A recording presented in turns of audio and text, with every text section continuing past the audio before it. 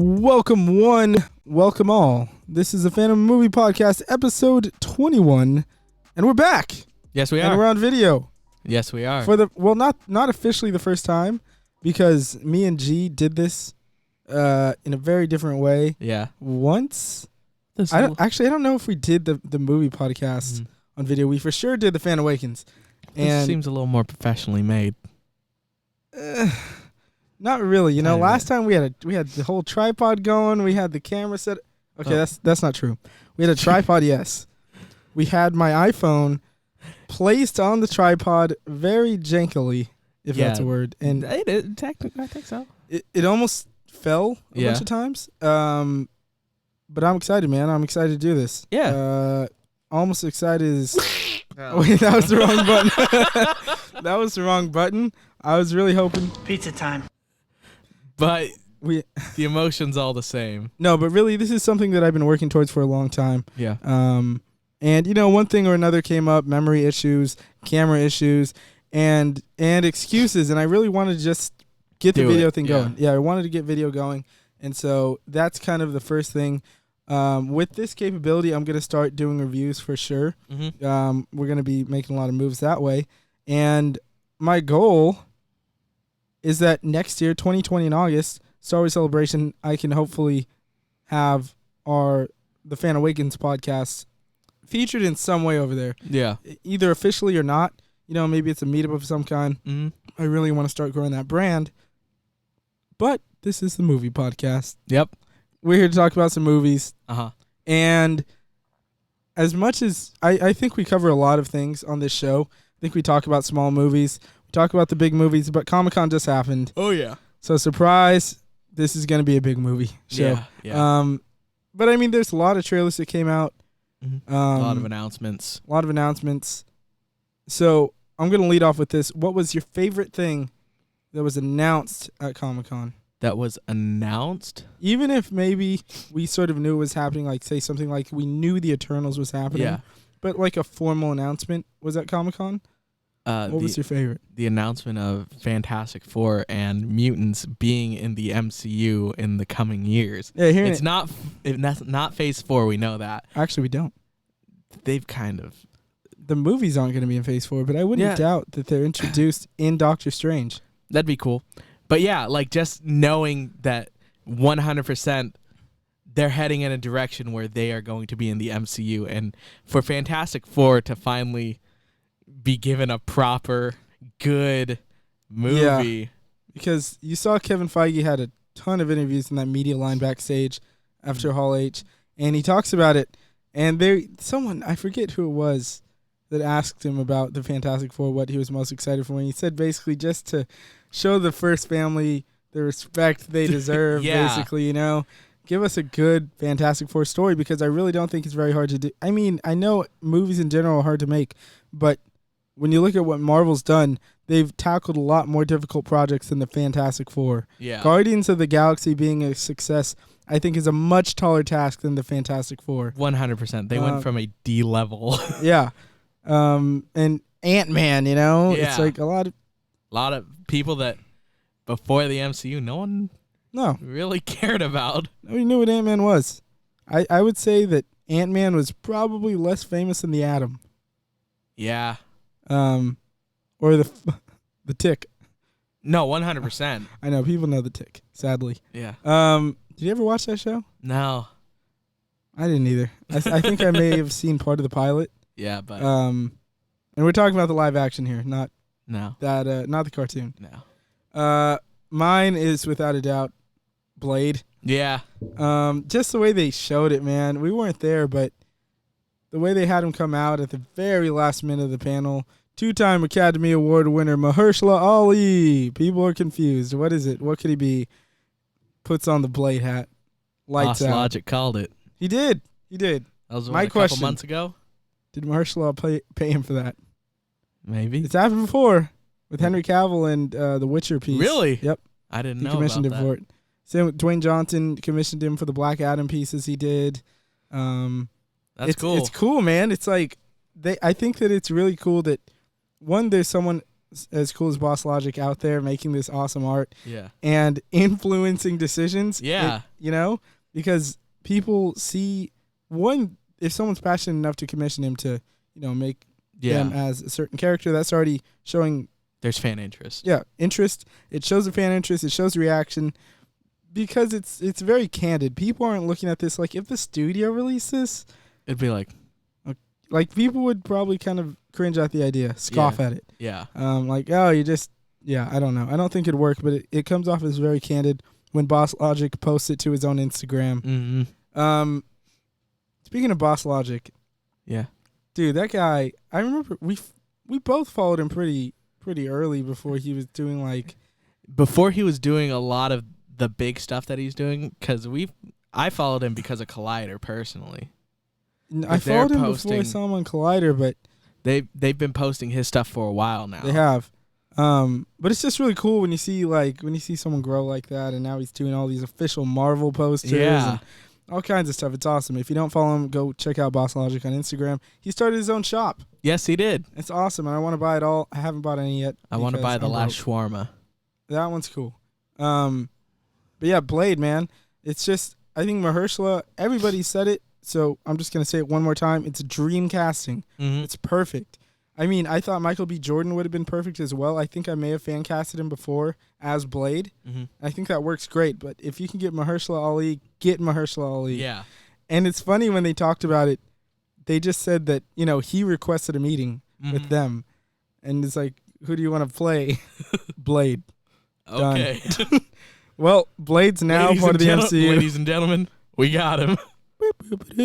Sorry, my voice is still my voice is still, if you can't tell, it's still not all there. We're both still getting off of being sick. Yeah. So I can't really hit the high notes, unfortunately. Fortunate for you. Unfortunate for my own satisfaction. Oh, darn. But there's a lot of things, man. We saw The Lion King.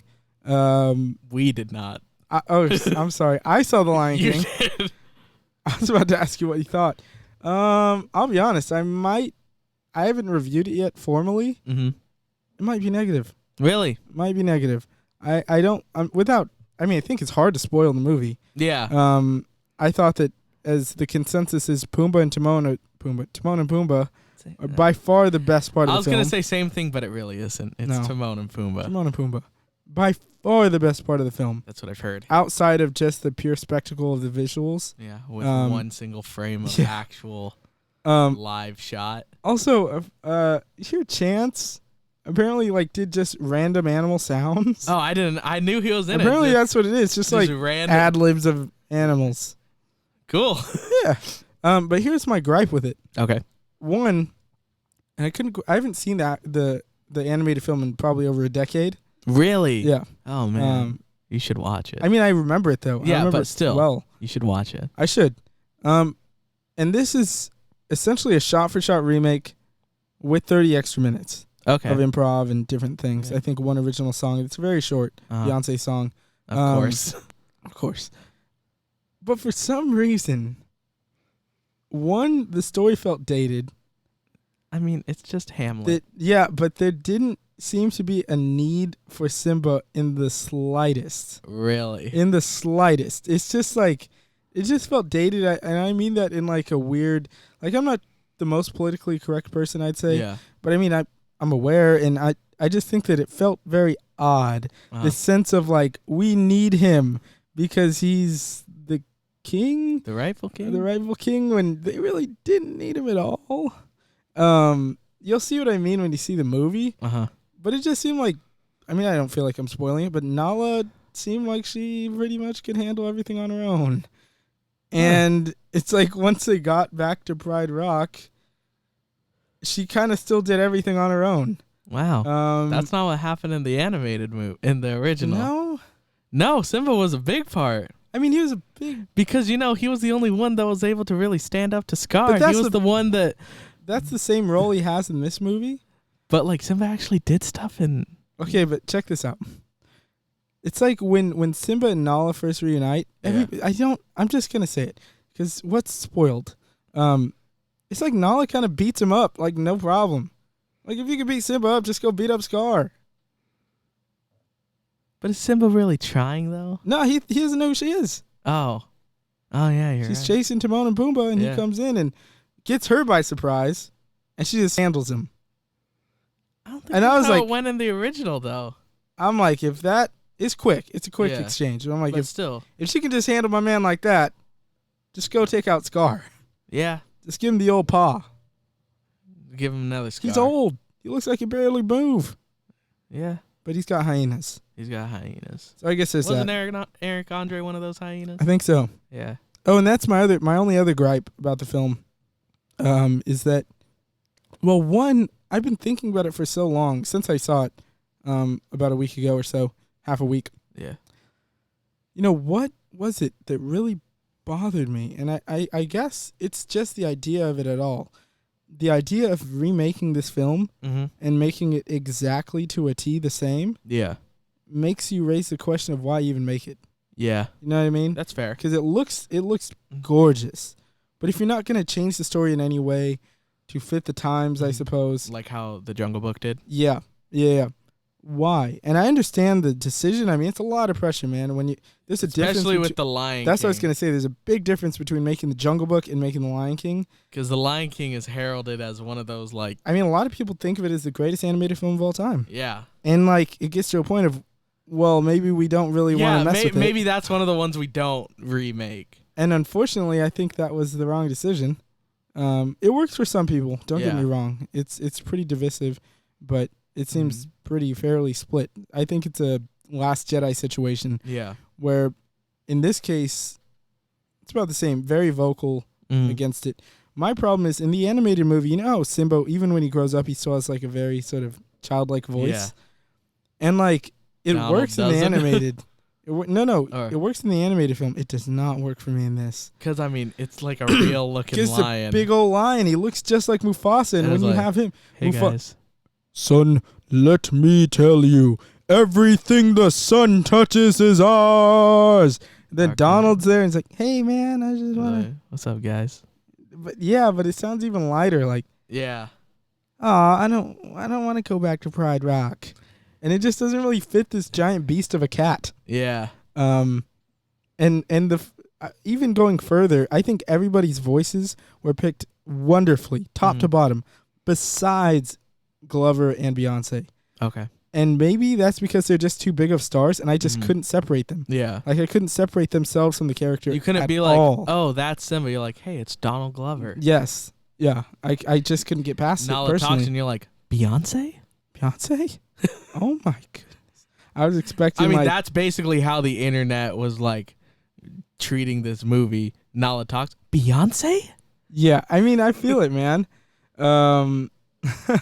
But I mean, it was what it was. I want to watch it again just because of Timon and Pumbaa. Okay.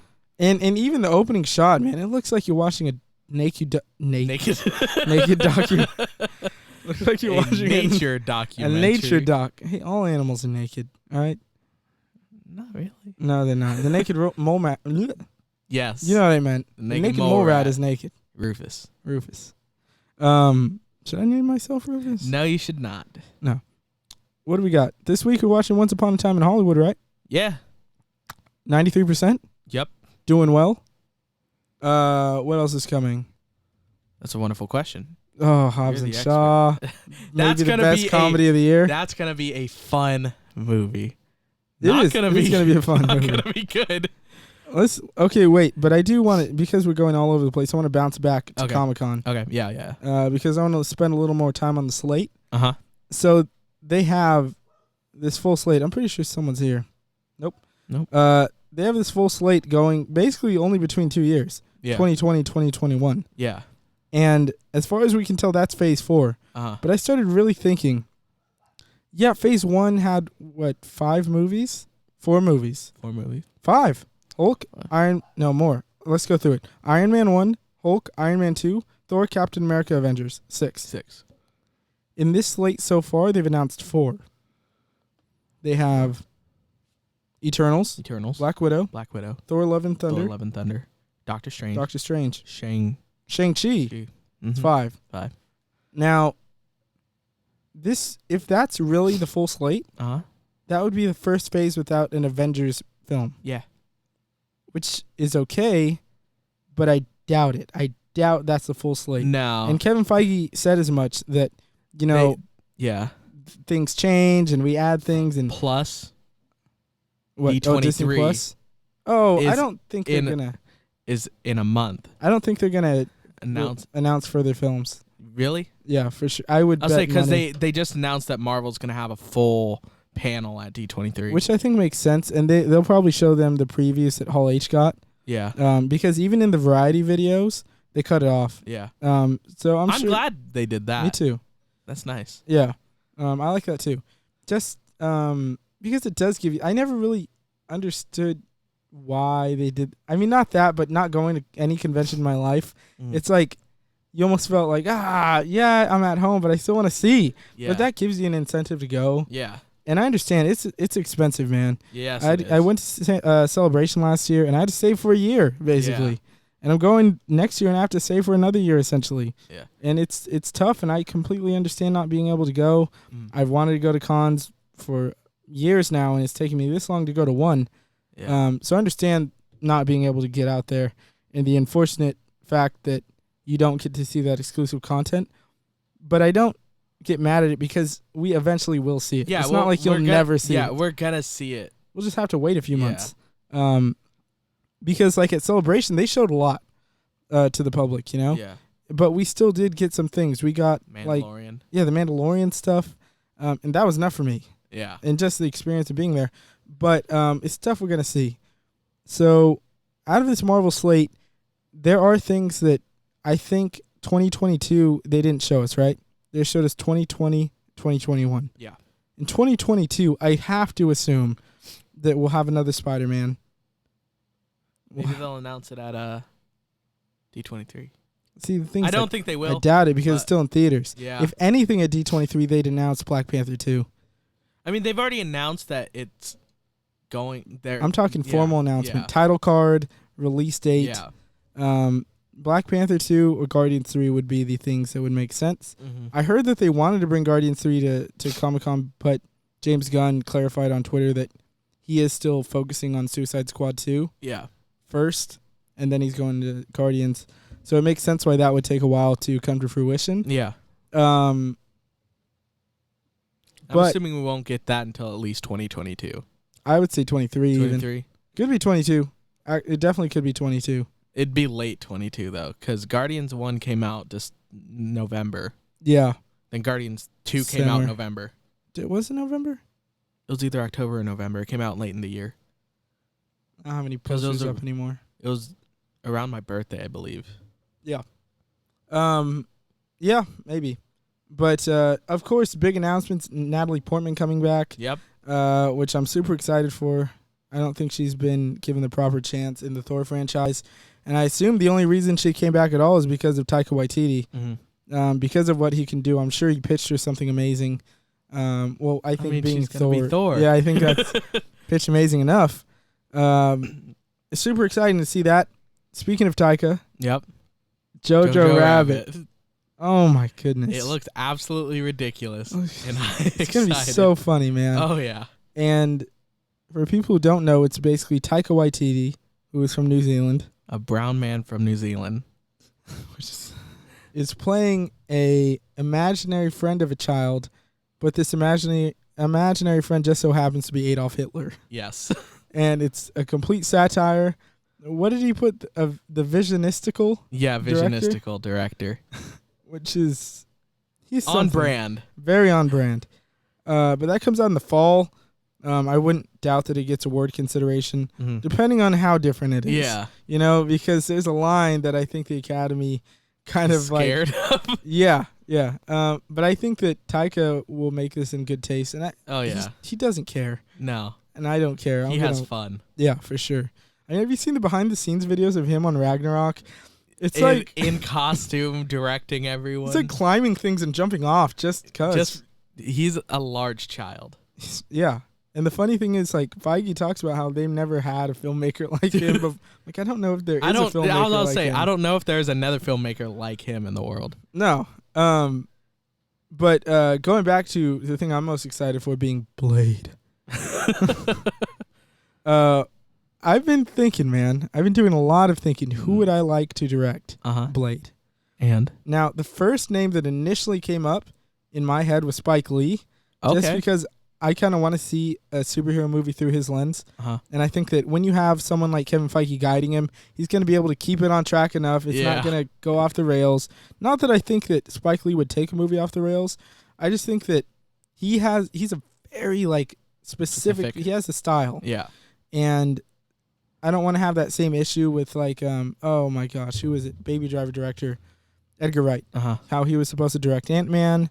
Then they had creative differences because he wanted to make a very Edgar Wright movie. Yeah. They said, no, you got to kind of play in our sandbox. So I'm not sure if that's a Spike Lee thing. Maybe he should go to a DC film if he wants to do that. Mm-hmm. Oh, definitely. But that led me to my next choice, which I don't know if he'd be interested, but Stephen Caple Jr. He directed Creed 2. Okay. And that was his first feature, I believe. Yes, it was his first feature. Okay. Friends with Ryan Coogler, so you have that connection. Yeah. Ryan Coogler having, suggested him to direct Creed 2 when he couldn't do it. And I think that he directed the hell out of Creed 2. Oh, yeah, for sure. And something that really stands out to me as far as why I suggest him is because Creed 1 looks and feels very starkly different from all the Rocky films because it has Coogler's stamp on it. Yeah, that's why I enjoy it more than the Rocky films. Which is, I think a lot of people do, which is great. And I love Creed almost as much as I love the Rocky. Is that possible? It is. It's all because our childhood shows that you love the Rocky films. I love Creed. I put them all in the same thing, Yeah. But what Stephen Caple Jr. has showed he's capable of doing is playing in a sandbox while still making his own film. Because Creed 2, I was nervous because it shot so well and it shot so differently. Not differently necessarily, but specifically the way it's shot is unique. The way they film the fighting, the way they really everything. It's very specific to Ryan Coogler. And I didn't want a different feeling film with Creed 2. And that wasn't the case. He made it feel like a continuation, the same universe, same Creed, same style of fighting. And so I think that he would very much be able to do this if he went into the Marvel sandbox. He would be able to adapt to the film, you know?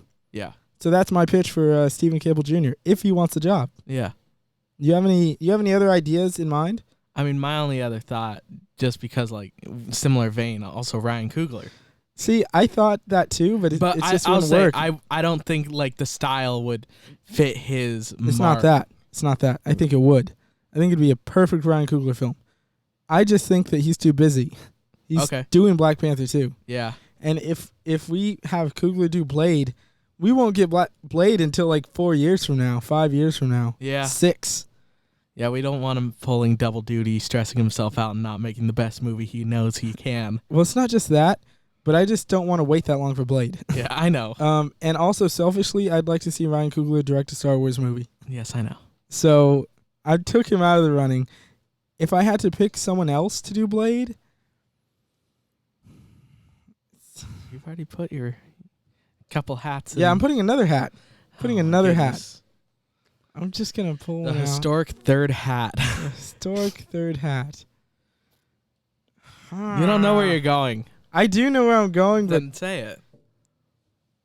Because you don't know where you're going. I have 3 names in my head, but I'm trying to choose one of them.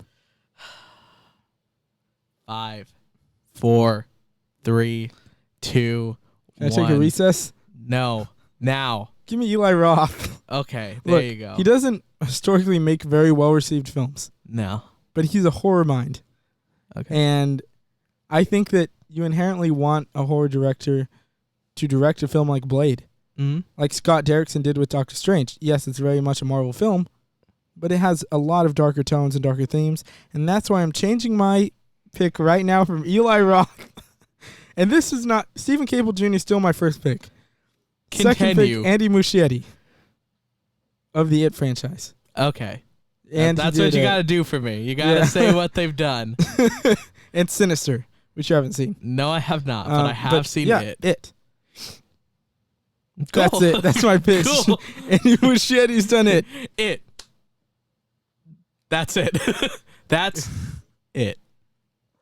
Do you think that so Blade is obviously killing vampires? Yeah, obviously. But we got to bring it into the MCU. Do you think they're actually vampires? No. Or do you think they give us something different? Like, is he killing Skrulls? Maybe they are vampires. Skrulls? No, Oh. not Skrulls. Maybe he is killing vampires. Yeah. But then by the end, which brings him into the greater Marvel universe, he finds about these other threats, and they bring him in, and they're like, "Hey, we need a man of your talents in our ranks." No. And just walks backwards into the shadow. Yeah. But like you can still kind of see he's there. You can just see like the light glow off his of it. glasses. No.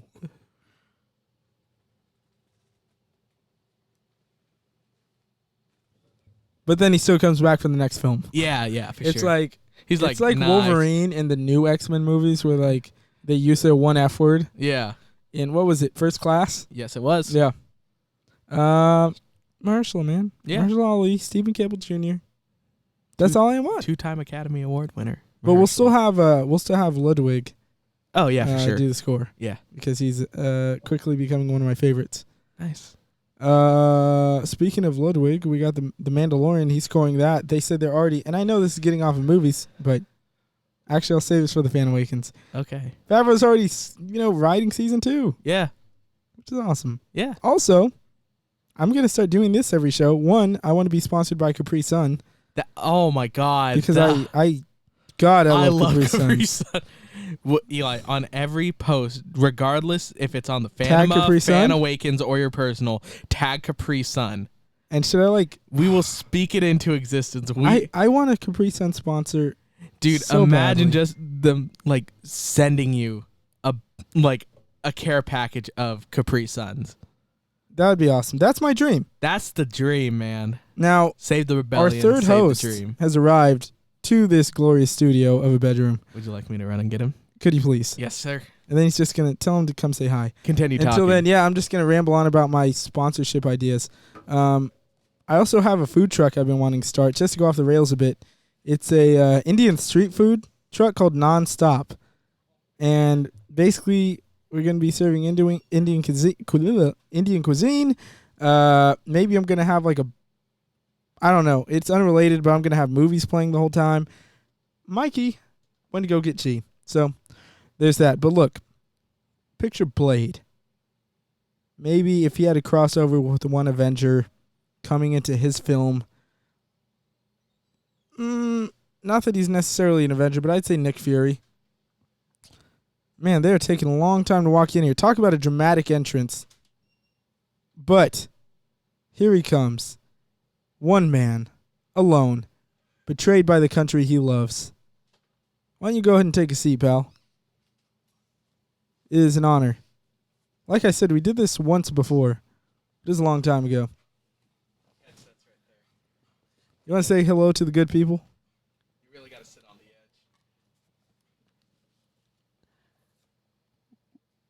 Hello. What it do, baby? Pizza time. Yeah, we're pretty much at the end of the show here, man. Oh, But- wow.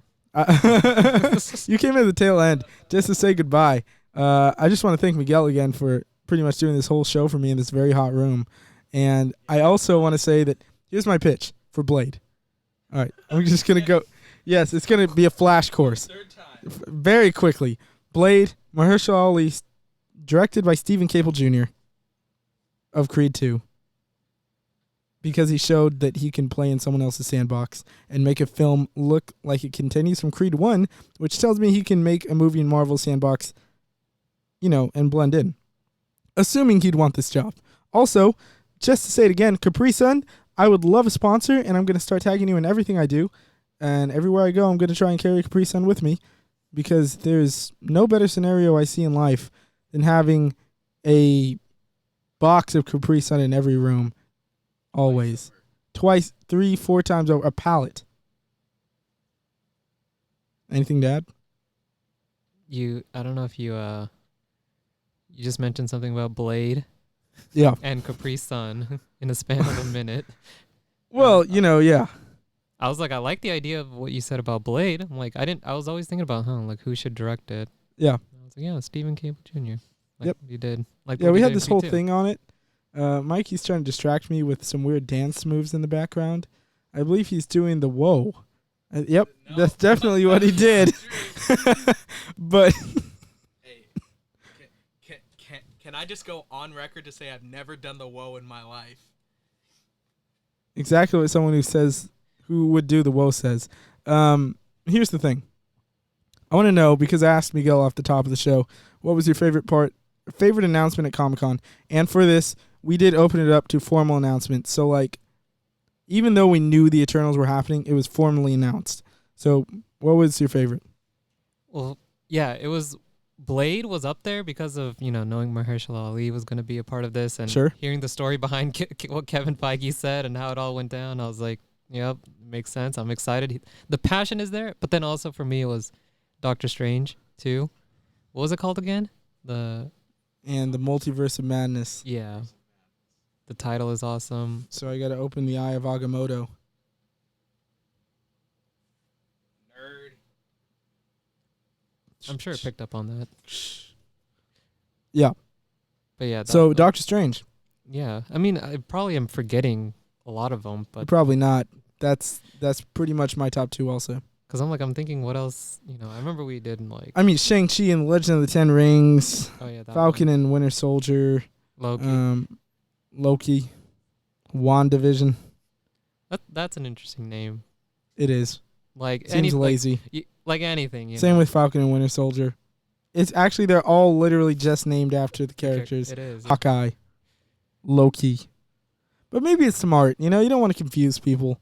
It's already confusing enough having a world like this where so many things cross over. And I still talk to people every day who are like, where's Deadpool in all of this? Or like, wait, why wasn't Venom in Spider-Man Far From Home? It doesn't make sense. I talk to people every day who are that confused still. And I think that just speaks to the fact that we're in a bubble. We're in a very small bubble of people who understand what's going on. Yeah, like we know with Black Widow. Like, I'm sure people will ask, like, "Oh, I thought she died." You're gonna get a play. Yeah. What? Yeah. Oh, it's time to end the show. Wait, what'd you say about Budapest? Well, they're showing Budapest, so I need to mentally prepare for this, which means Jeremy Renner has to be in it. Maybe. Depends on how many times she's been in Budapest. True, but we're gonna end the show on that because I don't have anything else to talk about. Thank you for joining us. This has been episode 21 of the Fanema Movie Podcast, the first of many that'll be online. And they're all online, but I mean on video, online, on YouTube. You can find us on YouTube at Fanema Movies, on Instagram, Twitter, at Fanema Movies. You can find me... Huh? No, it's just Fanema Movies. You're thinking wrong. The Fan Awakens podcast. Find me at Elilo_Ren, ELYLO. You can find that guy who's off screen at Jalapena01, JALE because he can't spell. And, me and my dinosaur Rick would like to say goodnight. So with that, I wish you would do, and it's been fun. Goodbye.